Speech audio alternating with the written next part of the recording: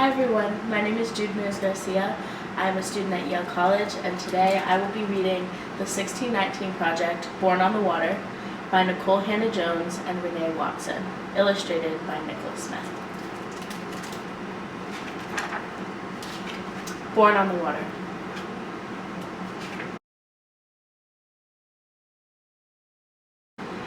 My teacher gives us an assignment. Who are you? She asks. Trace your roots. Draw a flag that represents your ancestral land. Most of my classmates can count back many generations and learn about the countries where their families came from. They draw their flags, but I leave my paper blank. I do not know where I begin, what my story is. At home, Grandma asks, how was school? I tell her about the assignment, how I couldn't finish it, how I can only count back 3 generations here in this country, where my parents, my grandparents, and my great-grandparents were born. But before that, I do not know. I tell her that I am ashamed. Grandma gathers the whole family, says, come, let me tell you our beginning. Let me tell you where we're from. What Grandma tells me. They say our people were born on the water, but our people had a home, a place, a land before they were sold. 400 years ago in 1619, our ancestors were taken and brought here on a ship called the White Lion, a whole year before the Mayflower arrived. But before that dreadful voyage, there was a time when they did not pray for freedom. There was a time when they did not sing about overcoming. Their story does not begin with whips and chains. They had a home, a place, a land, a beginning. Their story is our story. Before they were enslaved, they were free. They had a language. They spoke Kimbundu and had their own words for love, for friend, for family. The kingdom of Ndongo was nestled between the Lukala and the Kwanza rivers on a high plateau in west central Africa. The people were good with their hands, knew the power of a seed, how to plant it, water it, how to make something out of nothing. The people were good with their minds, good at math and science. They used shells for money, counting, recording, trading. They knew what their work was worth. They spoke Kimbundu, had their own words for joy, for grow, for home. Their hands had a knowing. Their hands had a knowing. They knew how to hold a baby close, how to rock the child to keep her from crying. Their hands knew how to mix herbs, how to get the just right flavor for a meal. Their hands knew how to beat and twist and shape iron, how to make gardening tools, armor, and weapons. Their hearts had a knowing. They knew how to make work joyful, how to create rhythm by pounding the tools against metal, knew how to make music to keep them company as they worked. Their minds had a knowing, worldly, curious, sharp. When they met the white people, they learned quick, taught their tongues to speak Portuguese, taught their eyes to read strange words. They knew how to mix the old with the new, how even an ancient people had always more to learn.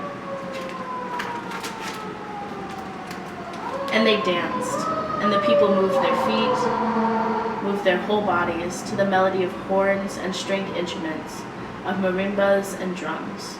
They danced to celebrate, to mourn. They danced as a way of worship, to offer thanks. Their bodies a song under the open sky and bright sun. Their bodies a swaying testament to the beauty of creation. Stolen. And the white people took them anyway, kidnapped them, baptized them in the name of their God, stamped them with new names. Ours is no immigration story.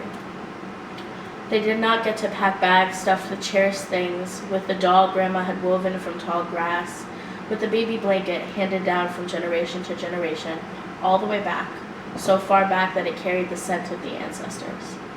They could not hug their fathers and mothers, daughters and sons, hearts thumping in rhythm, clinging to that final sweetness before the parting.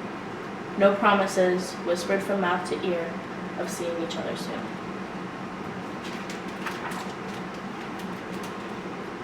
Just wails and sobs, confusion and wrists worn raw from shackles made of iron, feet split and bloody from the 200-mile march along the Kwanzaa River. They had no things, but they had their minds, the old ways, the harvest songs, the just right mix of herbs etched into their memories. They had their bodies, histories and bloodlines and drums pulsing in their veins. With trembling fingers, they braided seeds into their hair, defiantly hiding tiny pieces of home to plant one day in new soils. No matter what some say, the people fought. And the white people took them anyway, forced them into the bottom of an evil ship to sail to a new world they had no desire to see. Ours is no immigration story.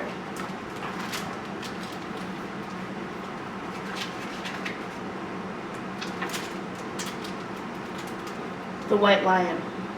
No one knows how long it took before they knew they would never see Ndongo again, never run along the high plateau or throw their heads back in giggles with their best friends. Maybe it was the second month or the third when they had not seen their land, or any land, for so many days they could no longer count. Some could not bear the pain. They refused to eat. They shut their mouths until their hearts gave out. Others tossed themselves into the teal eternity of the Atlantic Ocean, swimming one last time with the ancestors.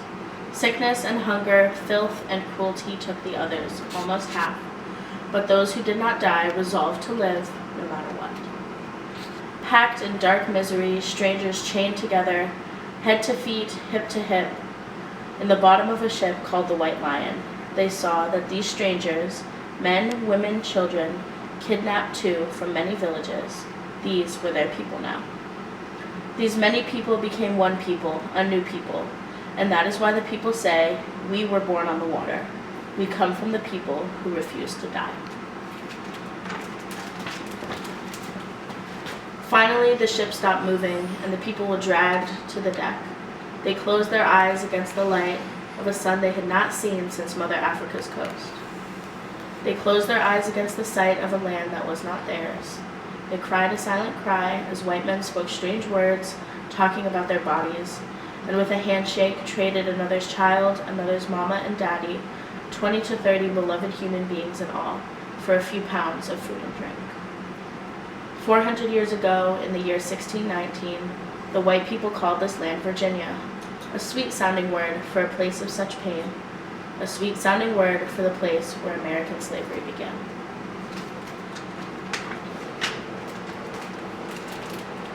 Tobacco fields. From sunup to sundown, the people worked the fields, growing and harvesting tobacco. These crops were sold to Europe, bringing wealth to Virginia, but the enslaved people did not get anything in return for their labor. The people worked, and when the people grew weary, they remembered their yesterdays, remembered their songs from Ndongo, sang them to ease their spirits. As they sang, they looked into the future, hoped for better days, planted prayers into the heavens, praying for their freedom. How to make a home. After a long day's work planting tobacco in the fields, after brutal treatment, after nothing to show for their hard work, sadness would come, a longing for Ndongo, for the mamas, for the daddies, for the friends they could no longer hug and talk with under the warm sun. We are in a strange land, they said, but we are here and we will make this home.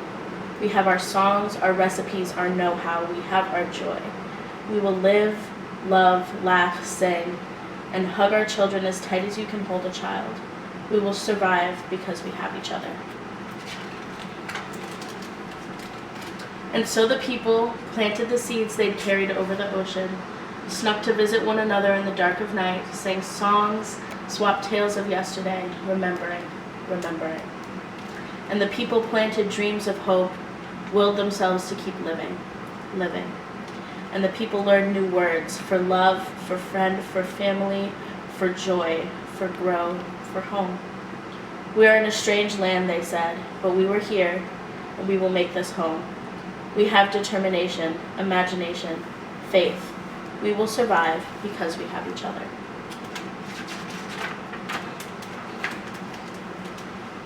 The Tuckers of Tidewater, Virginia, 1624. Anthony and Isabella, enslaved on the plantation of Captain William Tucker and his wife Mary Tucker, two ordinary people, forced to till the soil, forced to build a country they were not from, found a way to build a love for each other, to marry and create a family, a legacy. They did not know their family would be the start of a new people. They were just two ordinary people who had a son, a new beginning, a promise to live on and on. William Tucker. Hope is a promise, faith that a better day will come, belief that things will not always be this way. Hope is a refusal to give up, to die out. Hope is a child born. Way back then, hope had a name, William Tucker. He was born to ordinary people, a man and a woman who were not free but who believed in freedom, who were not free but who believed that one day freedom would come even if they never saw it. These two ordinary people gave life to an extraordinary child, a child not of Africa, a child not of Europe, nor of the native peoples already here, but a child of the new people formed on the water.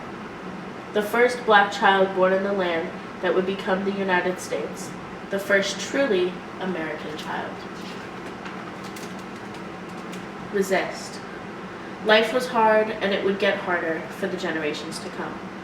White people told the people that they were not human, that the people were things to be bought and sold and given as gifts alongside horses and chairs.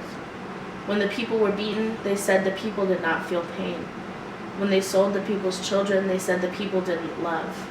These were lies they made up so they could feel okay about slavery.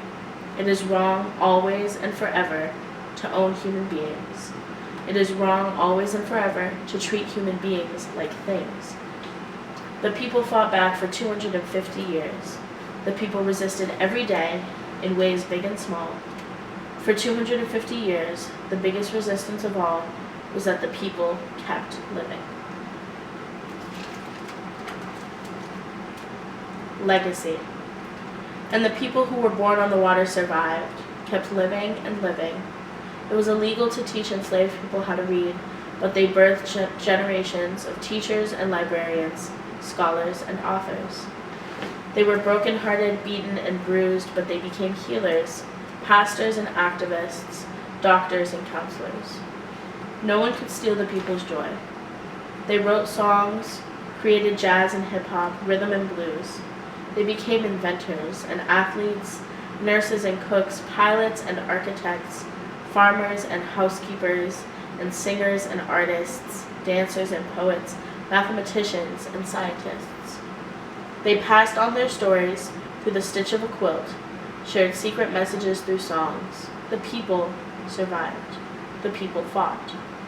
And because the people survived, and because the people fought, they finally got freedom. And because the people survived, and because the people fought, America has equality in the law. And because the people survived, and because the people fought, America began to live up to its promise of democracy. It is the people who fight for this democracy still. Pride.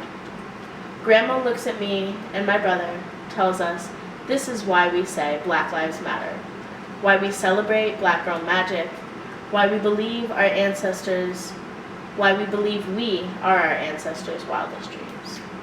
Never forget, we are their hope. Never forget you come from a people of great strength, Grandma says. Be proud of our story, your story. The next day I go to school, pull out my red crayon and my blue and white, and I draw the stars and I draw the stripes of the flag of the country that my ancestors built, that my grandma and grandpa built, that I will help build too. I am not ashamed. I know what my story is, where I am from, where I began. Thank you.